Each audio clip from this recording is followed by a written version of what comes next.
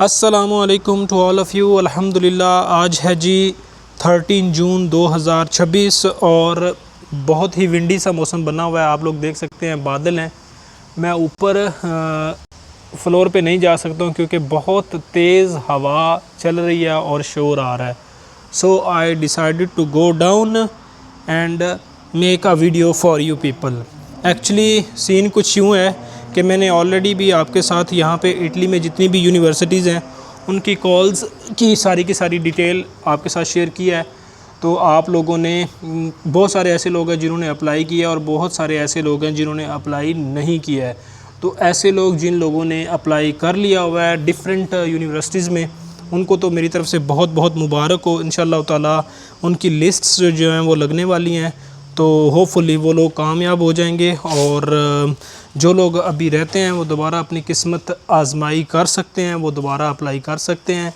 तो मैं उनको रिकमेंड करूंगा कि जो बाकी की यूनिवर्सिटीज़ रहती हैं आप लोग उनमें अप्लाई करें, क्योंकि 2026 का ये जो 42 साइकिल है ये आलमोस्ट इसके बाकी दो महीने रह गए हैं। तो कुछ ऐसी यूनिवर्सिटीज़ हैं जिनके अभी तक एडमिशन्स होना बाकी हैं, तो आप लोग अप्लाई करें और अपनी किस्मत आजमाएं। सो आज की इस वीडियो में मैं आपको बताने वाला हूं कि रोम रीजन की एक बहुत ही हाई रैंकिंग की यूनिवर्सिटी है और सिंपली आप उसको कह सकते हैं रोम रीजन की जो यूनिवर्सिटी है सापिएंजा यूनिवर्सिटी रोमा, उसकी डेडलाइन जो है वो बिल्कुल करीब है। 17 जून 2026 उसकी डेडलाइन है और आप लोगों ने क्या करना है कि उसके पोर्टल के ऊपर जाके अप्लाई करना है। मैं अभी आपके साथ वीडियो के अंदर ही जो है वो स्क्रीन रिकॉर्डिंग शेयर करने जा रहा हूं, तो आप लोगों ने सारी की सारी डिटेल देख लेनी है। बाकी इंशाअल्लाह ताला आपका कोई भी क्वेश्चन हुआ तो आप लोग मुझसे पूछ सकते हैं at the end of this video. बाकी ये है कि बहुत सारी ऐसी यूनिवर्सिटीज़ हैं जिनमें मैंने आप लोगों को बताया था कि मैं स्टूडेंट्स का अप्लाई करूंगा, बट टाइम की शॉर्टेज की वजह से मैं किसी स्टूडेंट का अप्लाई नहीं कर सका। बट मैंने बहुत सारे लोगों को स्टेप टू स्टेप जो है वो व्हाट्सएप पे बता दिया था कि आप लोग ऐसे ऐसे आगे मूव कर सकते हैं, क्योंकि वो इतना ज़्यादा इंपॉर्टेंट नहीं होता। हर किसी का पर्सनल डाटा होता है तो हम उसको आगे लेके अपनी स्क्रीन में शेयर नहीं कर सकते हैं। सो फॉर दैट रीज़न मैंने रिकमेंड नहीं किया कि मैं किसी भी स्टूडेंट का ऐसे अप्लाई करूं और आपके साथ स्क्रीन शेयर करूं। बट आपका कोई भी क्वेश्चन हुआ तो मैं कोशिश करूंगा कि आपको सारी की सारी जो है वो इन्फॉर्मेशन अच्छे तरीके से बता सकूं। बट ये जो प्रॉपर रोम ला सेपेंजिया यूनिवर्सिटी है रोमा की, इसमें आप ज़रूर अप्लाई करें और आपका हो सके तो आपका जुगाड़ लग गया तो बहुत अच्छी रैंकिंग की यूनिवर्सिटी है और आपका एडमिशन हो गया तो रोम बहुत बड़ा सिटी है। आप लोग वहाँ पे जाके आपके पास बहुत बहुत ज़्यादा सारी अपॉर्चुनिटीज़ हैं, आपके पास जॉब की अपॉर्चुनिटीज़ हैं, क्योंकि वहाँ पे हम मल्टी लैंग्वेजेस बोली जाती हैं। इंग्लिश में भी आपके पास काम हो सकता है तो आप इंग्लिश में भी कोई ना कोई काम कर सकते हैं। सो सिंपली मैं जाता हूँ अपनी लैपटॉप की स्क्रीन की तरफ, क्योंकि यहाँ पे हवा भाई साहब बहुत बहुत तेज़ चल रही है। तो मैं कोशिश करूँगा कि मैं जल्दी जल्दी अपनी वीडियो को जो है वो क्लोज़ करूँ, स्क्रीन रिकॉर्ड करके क्लोज़ करूँ और आपके साथ शेयर करूँ, क्योंकि टाइम पीछे बहुत कम है, सिर्फ 3 दिन बाकी हैं। आप लोग अप्लाई करें और इंशाअल्लाह ताला होपफुली आप लोग कामयाब हो जाएंगे। इसके बाद हमारी अपनी यूनिवर्सिटी है, उसकी भी डिटेल मैं आपके साथ शेयर करूँगा, यूनिवर्सिटी ऑफ पार्मा की। और 2-3 ऐसी यूनिवर्सिटीज़ हैं जो अच्छी मतलब उनके अंदर अच्छी पोजीशन जो है वो ओपन होती हैं हर डिपार्टमेंट के अंदर, हर प्रोग्राम के अंदर, तो मैं वो भी शेयर करूँगा। तो आप लोगों का कोई भी क्वेश्चन हुआ आप मुझसे पूछ सकते हैं। मैं चलता हूँ अभी लैपटॉप की स्क्रीन की तरफ आपके साथ रोमा यूनिवर्सिटी जो सेपेंजिया यूनिवर्सिटी है उसकी कॉल शेयर करता हूँ। So let's go to the laptop screen. यार अंदर काफ़ी ज़्यादा जो है वो गर्मी हो रही थी और मैंने सोचा थोड़ी सी बाहर जाके फ़्रेश हवा लेते हैं। तो यहाँ पे भाई साहब आज बने हुए हैं बादल, और इतने ज़्यादा बादल नहीं है, आपके सामने धूप भी है, धूप इतनी तेज़ नहीं है। बट कल 33 डिग्री सेंटीग्रेड टेम्परेचर था, आज वैसे 28 है। तो बादल थोड़े थोड़े बने हुए हैं और हवा बहुत तेज़ चल रही है। आई डोंट नो कि मेरे माइक में पता नहीं शोर आ रहा होगा या नहीं आ रहा होगा, बट आप लोगों को सुनाई दे जाएगा। सो लेट्स गो। अच्छा जी, हम आ जाएंगे यहाँ पे कंप्यूटर की स्क्रीन पे और हमारे पास है, मैंने ऑलरेडी सर्च करके रख लिया हुआ है, Sapienza University of Rome PhD call 2026।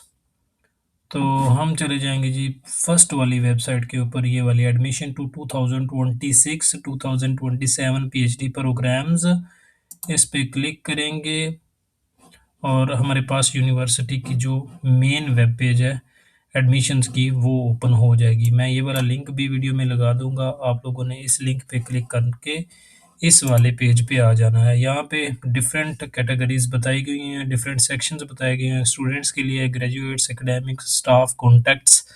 Emergency में अगर आपका एडमिशन हो जाता है या कोई कॉल में प्रॉब्लम है तो आप यहाँ पे कांटेक्ट कर सकते हो। अच्छा जी, मेन मुद्दे पे आते हैं। सापिएंजा यूनिवर्सिटा दी रोमा, सापिएंजा यूनिवर्सिटा दी रोमा, कोई लोग इसको यूनिवर्सिटा कहते हैं, कोई यूनिवर्सिटा कहते हैं। लफ्ज़ सही प्रॉपर यूनिवर्सिटा इटालियन लैंग्वेज के अकॉर्डिंग है, यूनिवर्सिटा दी रोमा। अच्छा जी, इसके बाद है जी पीएचडी का सेक्शन। तो admission to 2026-2027 PhD programs. A PhD program represents the third cycle of studies, the highest level of university education with the Italian academic system. It enables the candidate to develop the skill required to carry out highly qualified research activities. Admission to a PhD program requires a second cycle degree. That means the master's degree, specialist degree, single cycle degree, or equivalent qualification under the previous university system. Entry is granted to through the competitive selection process. The duration of PhD program is 3 years. So simply यहाँ पे ये बताया गया है कि PhD का जो programme है उसको इटालियन रूल के accordingly third cycle of studies कहा जाता है। अब यहाँ पे 3 तरह की स्टडीज़ होती हैं। जो बैचलर होती है उसको सिंगल साइकिल या फर्स्ट साइकिल कहा जाता है, जो हमारे पास मास्टर्स होती है उसको सेकंड साइकिल कहा जाता है, और हमारे पास जो पीएचडी होती है उसको third cycle of qualification of studies from the higher level of universities education in Italian academic system इसको कहा जाता है। अच्छा जी, इसमें एडमिशन लेने के लिए आपके पास सेकंड साइकिल डिग्री मतलब कि मास्टर्स की डिग्री, स्पेशलिस्ट डिग्री, जैसे लोग वहाँ पे पाकिस्तान में एमबीबीएस या इंजीनियरिंग की डिग्री करते हैं तो वो डिग्री होना ज़रूरी है। फिर सिंगल साइकिल डिग्री जिसे हम बैचलर्स की डिग्री कहते हैं तो वो भी होना ज़रूरी है। मतलब डिग्रीज़ की क्वालिफ़िकेशन होना आपके पास ज़रूरी है। अदर दैन दैट डिप्लोमा के बिहाफ़ पे या कोई ऐसे जो आपने वोकेशनल ट्रेनिंग के जो कोर्सेज़ किए होते हैं उसके बिहाफ़ पे आप यूनिवर्सिटी में या पीएचडी में अप्लाई नहीं कर सकते हैं। Entry is granted to through the competitive selection process. आपने कंपटीशन को ऑन करना है, उसके बाद ही आपकी जो प्रोसेस है सिलेक्शन का वो आगे मूव ऑन होगा। The duration of the PhD program is 3 year. यहाँ पे पूरी की पूरे इटली में जितनी भी यूनिवर्सिटीज़ हैं सबका ड्यूरेशन जो है वो 3 ईयर्स का होता है पीएचडीज़ का, जो भी प्रोग्राम हो। सम टाइम ये एक्सटेंड कर देते हैं अगर आपका प्रोफेसर या फिर आपका कोऑर्डिनेटर या फिर आपका प्रोग्राम कह रहा हूँ, आपका डिपार्टमेंट अलाउ कर रहा हो तो फिर आपकी एक्सटेंशन जो है वो लगा देते हैं। बट वो सम टाइम पेड होती है, सम टाइम अनपेड होती है। अच्छा, जिसके बाद हमारे पास 2 सेक्शंस और आ जाते हैं। Call for application for admission to PhD programs academic year 2026-7। मैं जल्दी सब कुछ रीड करूँगा ताकि वीडियो लंबी ना हो जाए और आप लोग खुद से भी इसको अच्छे तरीके से बैठ के रीड कर सकें। अच्छा जी, दूसरा है हमारे पास call for application for selection for the citizens of People's Republic of China. ये चाइना वालों के लिए, इसको हम छोड़ देंगे, सिर्फ इनके लिए है। इनके लिए हम ये जो call for application admission to PhD program academic year इसको हम ओपन करेंगे, इसको हम आगे जाके देख लेंगे। इसके बाद प्रोग्राम्स की लिस्ट है, पीएचडी प्रोग्राम ऑफिस का यहाँ पे कॉन्टैक्ट दिया गया है, एप्लीकेशन फॉर्म यहाँ पे दिया गया है, इसको भी देख लेते हैं। डिफरेंट लिंक्स दिए गए हैं यहाँ से, यहाँ पे आप देख सकते हैं प्रीवियस कॉल जो हैं या हमारे पास करंटली जो कॉल चल रही है उसके भी लिंक यहाँ पे दिए गए हैं, तो आप ये भी देख सकते हो। बट प्रॉपरली हम यहाँ पे जाएंगे, जो अभी की कॉल है इसको ओपन करेंगे। यहाँ पे आप पढ़ सकते हैं कि call for applicants in Italian, call for applicants in English, दोनों कॉल्स दी गई हैं। दोनों ट्रांसलेशंस के अंदर application must be submitted by June 17, 2026 at 14 PM local time without any exception. यानी कि 17 जून 2026 के 2 बजे से पहले आपने अपनी एप्लीकेशन सबमिट कर देनी है। अदर देन दैट आपकी जो एप्लीकेशन है वो रिजेक्ट हो जाएगी, वो सबमिट नहीं होगी। आपने फ़ीस अगर पूछी गई है प्रोग्राम के अकॉर्डिंग तो आपने फ़ीस एप्लीकेशन सबमिट करने से पहले पे करनी है हर सूरत। अच्छा जी, इंस्ट्रक्शन बताई गई हैं इटालियन के अंदर भी, आपने कैसे एप्लीकेशन फ़िल करनी है, इंस्ट्रक्शन बताई गई हैं कैसे आपने एप्लीकेशन फ़िल करनी है, इंग्लिश में भी यहाँ पे अवेलेबल है। तो हम जाएंगे डायरेक्ट पहले कॉल के ऊपर कि कॉल के अंदर क्या चीज़ें बताई गई हैं। इसको सीधा हम रीड करेंगे क्योंकि मैं ऑलरेडी भी बहुत सारी यूनिवर्सिटीज़ की कॉल्स आपके साथ शेयर कर चुका हूं, तो मैंने आपको बताया कि मैं सारी की सारी पीडीएफ फाइल रीड नहीं करूंगा क्योंकि इसके अंदर बहुत सारा डाटा दिया हुआ है। तो मेन पॉइंट्स हम देख लेंगे, बाकी आप लोग खुद लिंक के ऊपर क्लिक करके ईच एंड एवरीथिंग यहाँ पे रीड कर सकते हो। अच्छा जी, सबसे पहले हमारे पास है जी, please note that the official version of this call application is in Italian and is available on the Sapienza University website. This English version is for informational purpose only and has no legal validity and cannot be used for any legal purposes. तो ये सारी की सारी जो call है ये वाली ये इंग्लिश में है और इसको ट्रांसलेट किया गया है इटालियन लैंग्वेज में से। अगर आपने ओरिजिनल कॉल देखनी है तो वो आप इस वेबसाइट पे ब्लू वाले लिंक पे क्लिक करके जाके देख सकते हैं, बट वो इटालियन में होगी, आपको समझ नहीं आएगी, आपने जस्ट इसी को इन्फॉर्मेशन के लिए देख लेना है। So call for application for the admission to, ये आप ऑलरेडी पढ़ चुके हैं। ये डिफरेंट डेक्रीज बताई गई हैं। डेक्रीज का मतलब होता है कि किन किन लोगों ने इसको फंड किया, वो सारी चीज़ें इसमें बताई गई हैं। ये आपने पढ़ लेनी है, इसको पढ़ना इतना ज़रूरी नहीं है। मैंने आपने अपने मुद्दे पे आना है, अनाउंसमेंट बताई गई है। यहाँ पे क्या है, यूनिवर्सिटी ऑफ रोमा ने जो अनाउंसमेंट कर दी है कॉल की, it's okay fine. 94 PhD programs के अंदर यहाँ पे कॉल ओपन है। हम देख लेते हैं कि कौन कौन से प्रोग्राम है, वो भी मैं आपको दिखाते देता हूँ। जब हम इसको सारे के सारे को रीड कर लेंगे, बाद में हम देखेंगे कौन कौन से स्पेसिफाइड प्रोग्राम है 94 जिनके अंदर पीएचडी की जो प्रोग्राम की पोजीशंस हैं वो अवेलेबल है। तो एनेक्स 1 ए का मतलब है, या एनेक्स 1 होती है या एनेक्स ए, दोनों की फॉर्म में होती है। वो काउंटिंग की फॉर्म में होती है या फिर आपको अल्फ़ाबेटिक्स की फॉर्म में देता है। तो एनेक्स का मतलब होता है कि कॉल का दूसरा पार्ट, यानी कि इसका अनदर पार्ट हो सकता है। तो एनेक्स ए का मतलब होगा कि ऐसा फॉर्म जिसके अंदर सारे के सारे प्रोग्राम्स का डिटेल बताई होगी कि हर प्रोग्राम को अलग-अलग कैसे कैटेगराइज़ किया गया है, उसके कौन-कौन से स्कॉलरशिप्स ओपन है, कहाँ-कहाँ से उनकी फंडिंग है, वहाँ किसी पोजीशन पे फंडिंग है भी या नहीं है। तो सारी की सारी डिटेल एनेक्स ए फॉर्म में होगी, हम वापस आके देखेंगे। अच्छा जी, बोल्ड फॉर्म में जो लेटर लिखा होता है हम इसको पढ़ लेते हैं। The same annex A provides the link to the website under the call for application 42 cycle section for each programme each per PhD programme where candidates will find the specific admission procedures and evaluation criteria. आपने अगर आपको किसी भी specified programme में admission लेना है तो आपने सिंपली जाना है वहाँ पे ही। मैं आपको दिखा देता हूँ। यहाँ पे ये पीएचडी प्रोग्राम्स का बताया गया, आपने इस पे क्लिक करके अपने स्पेसिफाइड प्रोग्राम के अकॉर्डिंगली देख लेना है। हम वापस आके देखते हैं, किसी एक प्रोग्राम को पकड़ के उसकी सारी डिटेल पढ़ेंगे, बट उससे पहले कॉल को रीड करना ज़रूरी है। आपने भी जब अप्लाई करना है सबसे पहले आपने कॉल रीड करनी है, फिर आपने प्रोग्राम की तरफ मूव करना है। अच्छा जी, ये सेक्शन हो गया टाइप्स ऑफ स्कॉलरशिप्स। 2 तरह के स्कॉलरशिप्स या 2 से ज़्यादा भी हो सकते हैं। सबसे पहले जी सैपिएंजा पीएचडी स्कॉलरशिप्स। ऐसे स्कॉलरशिप्स जो यूनिवर्सिटी की तरफ से फंड किए गए हैं वो भी अवेलेबल हैं, और ऐसे स्कॉलरशिप यूनिवर्सिटी से अलग थर्ड पार्टीज़ की तरफ से अनाउंस किए गए हैं वो भी अवेलेबल हैं। तो स्टूडेंट्स दोनों की दोनों कैटेगरीज में अप्लाई कर सकते हैं। तो थर्ड पार्टीज़ होती हैं उसमें डिफरेंट रिसर्च सेंटर्स होते हैं, डिफरेंट ऑर्गेनाइजेशंस होती हैं, या फिर कंपनीज होती हैं, या इंडस्ट्रियल बेस्ड स्कॉलरशिप्स होते हैं। तो वो स्टूडेंट्स जो इनकी पूरी जितनी भी रिक्वायरमेंट्स हैं उन पे पूरा उतर जाएंगे तो वो दोनों के दोनों तरह के स्कॉलरशिप्स के लिए अप्लाई कर सकते हैं। स्कॉलरशिप्स के लिए आपको अलग से अप्लाई नहीं करना होता, सिंपल डायरेक्टली जब आप पीएचडी के लिए अप्लाई करते हो तो आप अल्टीमेटली जब आपका इंटरव्यू हो जाता है, जब आप सेलेक्ट हो जाते हैं तो अल्टीमेटली आपको स्कॉलरशिप बाय डिफ़ॉल्ट जो है वो एंटरटेन कर दिए जाते हैं। एडमिशन रिक्वायरमेंट्स कौन-कौन सी हैं? तमाम के तमाम इंडिविजुअल्स जो हैं from all the nationalities and all of the ages, individuals of any age and nationalities who by 31st October 2026 जो अपनी डिग्रीज, इसके अंदर सारा मुझे पता है कि क्या बताया होगा। ऐसे स्टूडेंट्स, ऐसे लोग जो अप्लाई करना चाहते हैं वो ख़्वाह वो किसी भी एज में हो, किसी भी नेशनैलिटी से ताल्लुक़ रखते हों, वो अगर 31 अक्टूबर 2026 से पहले अगर उन्होंने अपना मास्टर्स कंप्लीट कर लिया तो वो अप्लाई कर सकते हैं। यहाँ पे किसी किस्म की कोई रिस्ट्रिक्शन नहीं है। आपने अच्छे तरीके से इसको दोबारा पढ़ लेना है। अब candidates who obtain the required degree to access the PhD program between the date of the submission of the application 31 October 2026 will be admitted with the reserve until they obtain it. ये specific point है, यहाँ पे बताया गया कि ऐसे students जो 31 October 2026 तक अपनी डिग्री रिसीव कर लेंगे, अनटिल उन्होंने अपनी डिग्री या अपना ट्रांसक्रिप्ट अपनी प्रीवियस यूनिवर्सिटी से रिसीव नहीं किया है, वो भी अप्लाई कर सकते हैं। मैं जल्दी बोल रहा हूँ, बट आप लोगों को अगर कोई प्रॉब्लम हो तो आप वीडियो को पॉज करके अच्छे तरीके से खुद रीड कर सकते हो। सो ऐसे स्टूडेंट्स जिन्होंने अभी तक अपना मास्टर्स कंप्लीट नहीं किया है बट उनको होपफुल हैं कि वो 31 अक्टूबर 2026 तक अपना मास्टर्स कंप्लीट कर लेंगे, तो वो भी अप्लाई कर सकते हैं। उनकी जो अगर वो विन कर लेते हैं स्कॉलरशिप या फिर पोजीशन, तो उनको विद रिजर्व के नाम से मेंशन किया जाएगा, और जब वो अपनी डिग्री यूनिवर्सिटी को प्रोवाइड कर देंगे तो उनको एलोकेट कर दिया जाएगा पूरी की पूरी पोजीशन।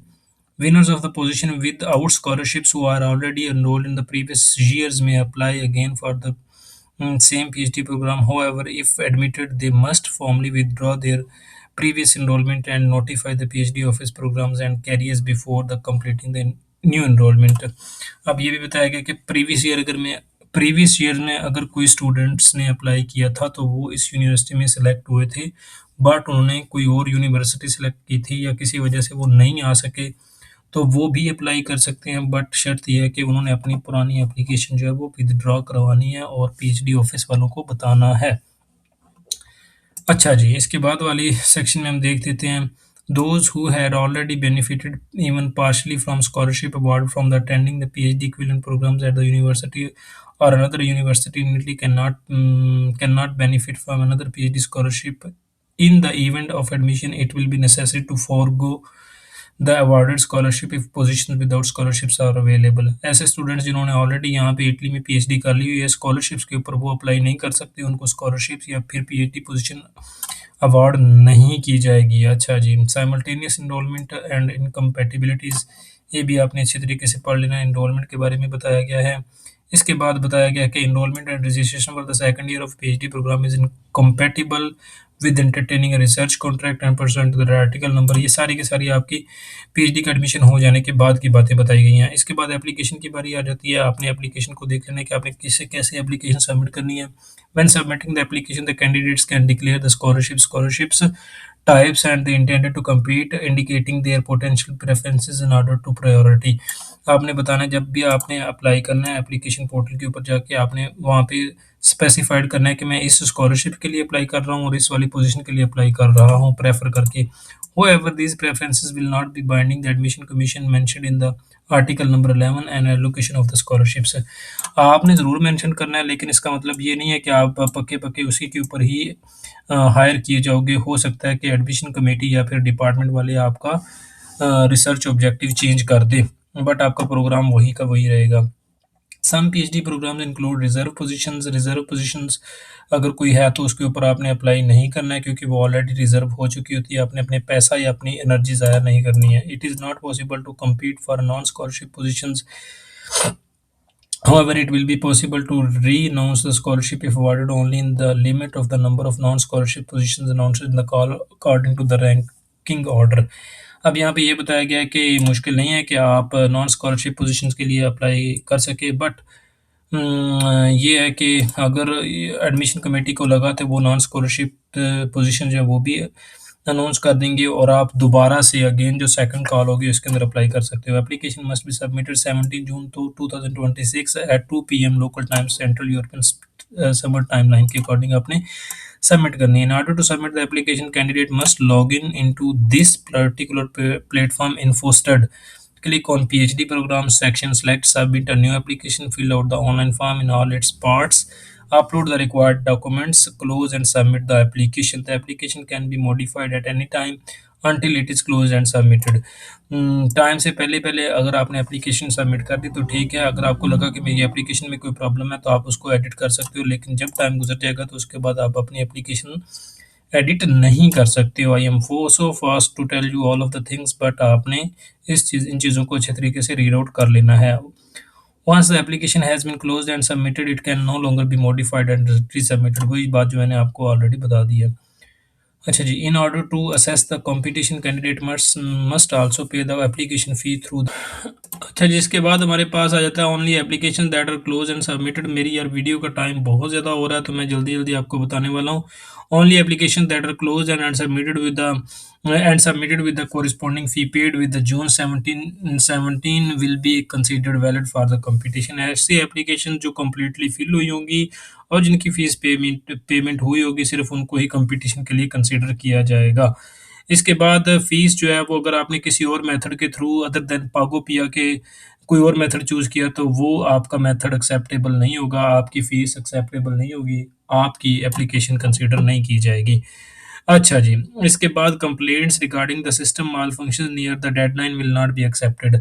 आप नियर टू डेडलाइन जब भी अप्लाई करते हैं तो आपको प्रॉब्लम फेस होती है। आप क्या करें कि प्रायर टू डेट, मतलब कि डेडलाइन से 1 दिन पहले आप अपनी एप्लीकेशन कंप्लीट करके सबमिट कर दिया करें, ताकि आपकी कोई भी प्रॉब्लम हो तो आप 1 दिन पहले उनसे राब्ता कर सकें, क्योंकि यहाँ पे ऑफ़िस आवर्स जो है वो पाकिस्तान से डिफरेंट हैं।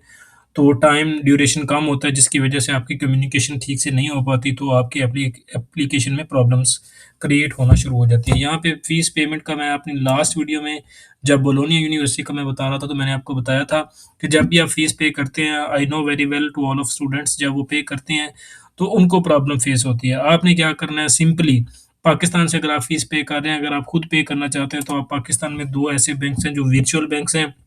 उसमें एक सादा पे है, दूसरा नया पे है। किसी भी बैंक का आप वर्चुअल अकाउंट बनाएँ, उसका कार्ड, वीज़ा कार्ड ऑर्डर करें और उस कार्ड को लगा के आप अपनी फ़ीस पे कर सकते हैं, अपनी पर्सनल डिटेल और अपनी ईमेल वगैरह लगा के, एंड वाले सेक्शन में जाके।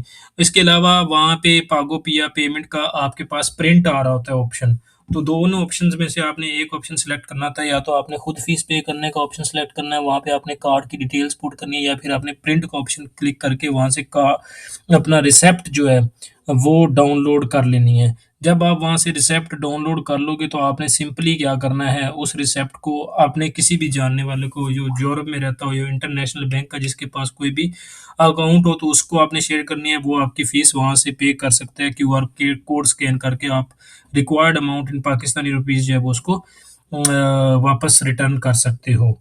तो वो आप मुझे भी भेज सकते हैं, मैं भी पे कर सकता हूँ। सबसे आसान मेथड यही होता है कि आप उसका प्रिंट निकालें और वो रिसिप्ट किसी भी बंदे के साथ शेयर करें, वो आपकी फ़ीस पे कर दे। अच्छा जी, आगे जाते हैं। बहुत सारे पेजेज़ हैं, सारे पेजेज़ को आपने अच्छे तरीके से रीड कर लेना है।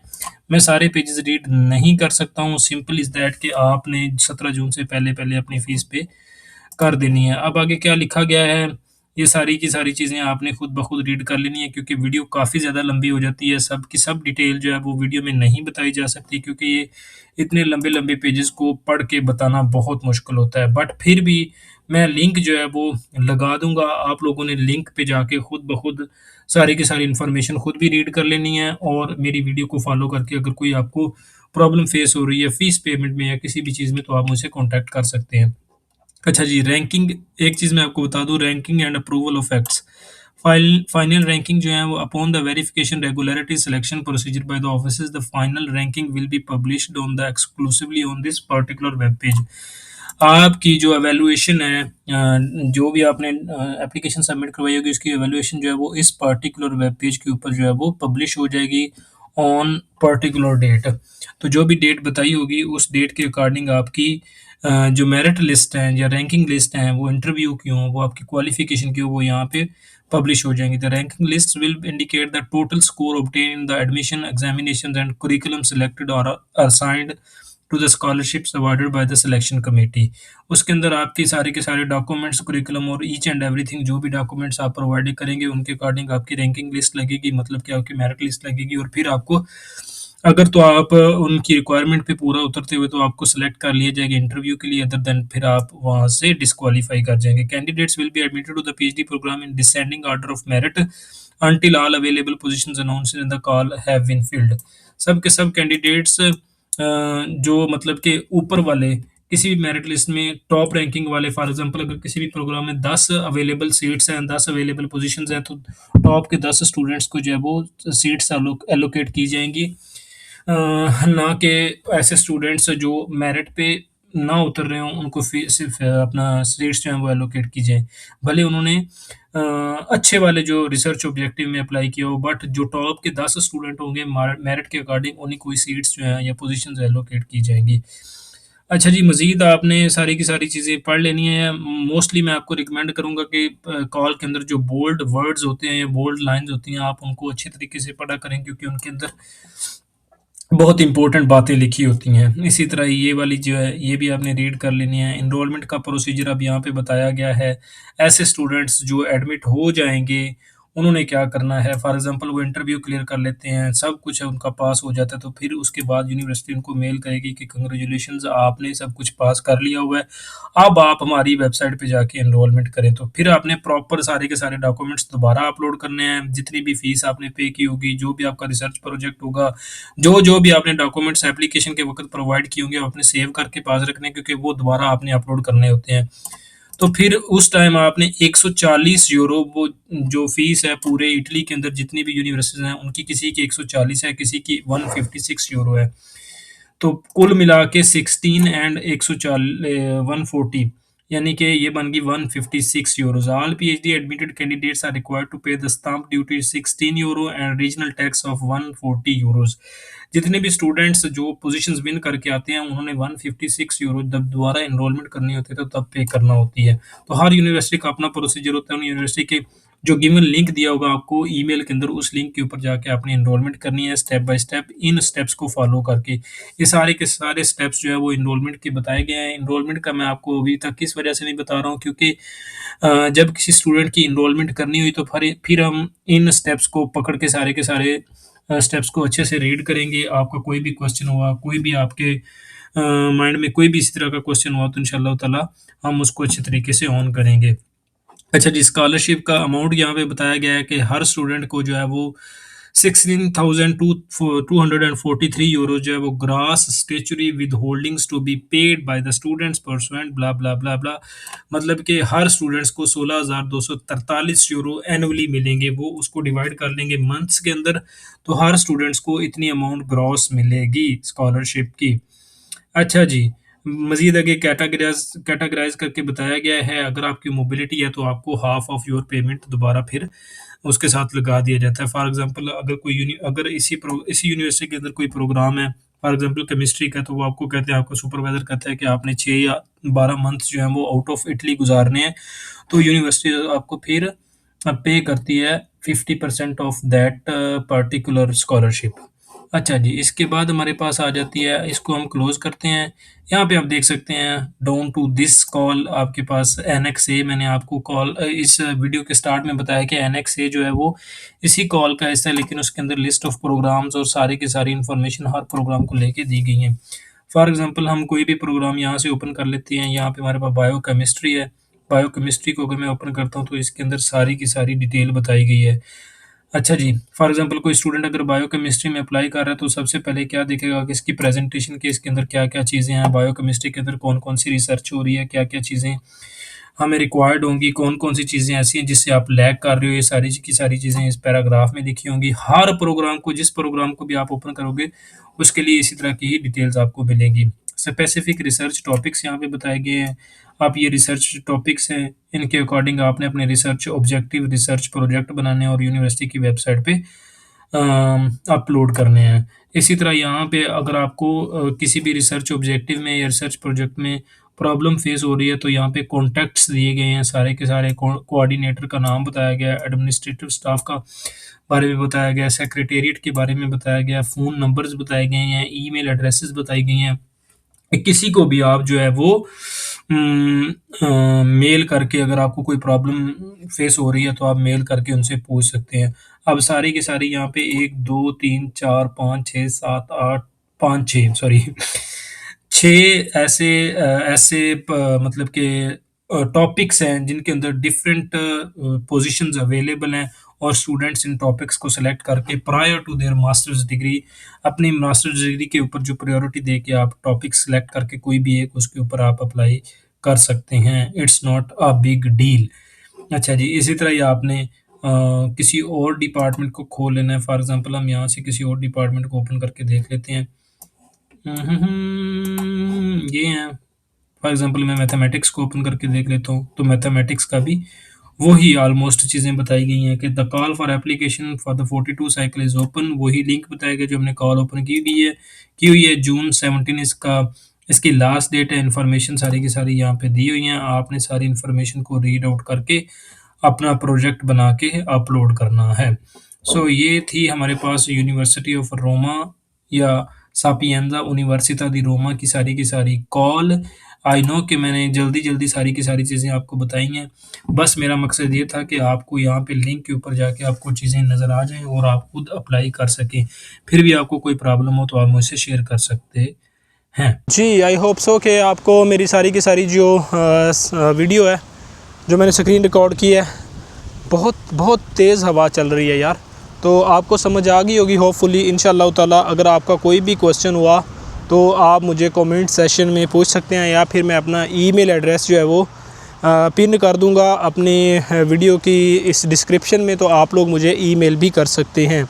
अगर किसी का कोई फ़ीस पेमेंट का प्रॉब्लम हो तो वो भी मुझसे कांटेक्ट कर सकता है। आप मुझे फ़ीस की रिसिप्ट भेज दीजिएगा, मैं इंशाअल्लाह ताला आपकी फ़ीस पे कर दूंगा, ठीक है। And most important thing is that कि यहाँ पे जितनी भी इटली की यूनिवर्सिटीज़ हैं उनकी कॉल्स डेडलाइन जो हैं वो नज़दीक आती जा रही हैं। तो आप सब लोगों से गुजारिश है, जो भी लोग विलिंग है अप्लाई करने के लिए, वो जल्दी अप्लाई कर दें ताकि वो अपनी पोजीशन सिक्योर कर सकें, क्योंकि बाकी चंद एक यूनिवर्सिटीज़ रह गई हैं, आलमोस्ट 6 से 7 बाकी अच्छी रैंकिंग की जो यूनिवर्सिटीज़ हैं वो रह गई हैं। तो बहुत सारी ऐसी यूनिवर्सिटीज़ हैं जिनके एडमिशन्स क्लोज़ हो चुके हैं और उनके दोबारा जो सेकंड कॉल्स हैं वो जाके कहीं नवंबर में ओपन होगी, बट उसके अंदर इतनी ज़्यादा जो पोजीशंस हैं वो अवेलेबल नहीं होती हैं। तो I recommend to all of you कि आप लोग इसी सेशन के अंदर जितनी भी पॉसिबल कॉल्स हैं यूनिवर्सिटीज़ की उनके अंदर अप्लाई करें ताकि आप अपनी पोजीशन अचीव कर सकें। इसके बाद इंशाअल्लाह ताला फ़्रांस है, स्पेन है, उन सब की जो सीरीज़ है यूनिवर्सिटीज़ की वो मैं आपके साथ शेयर करूंगा ताकि आप लोग वहाँ पे भी अप्लाई कर सकें। सिर्फ़ और सिर्फ इटली तक ही आपने लिमिटेड नहीं रहना, बाकी के कंट्रीज़ में भी आपने अप्लाई करना है। तो फ्रांस की मैंने ऑलरेडी भी आपके साथ एक वीडियो शेयर की थी, आप वो भी जाके देख सकते हैं। इंशाअल्लाह ताला अगेन मैं आपके साथ शेयर करूँगा। बट यहाँ पे इटली में कुछ और यूनिवर्सिटीज़ हैं जिनके अभी तक एडमिशन्स पेंडिंग हैं। हमारी अपनी यूनिवर्सिटी है, उसमें भी अभी एडमिशन्स ओपन होने वाले हैं एंड ऑफ जून के लास्ट वीक में मेरे ख्याल में ओपन हो जाएंगे। तो इंशाअल्लाह ताला मैं वो भी आपके साथ शेयर करूँगा, आप लोग वो भी देख लीजिएगा और यहाँ पे भी अप्लाई कर लीजिएगा।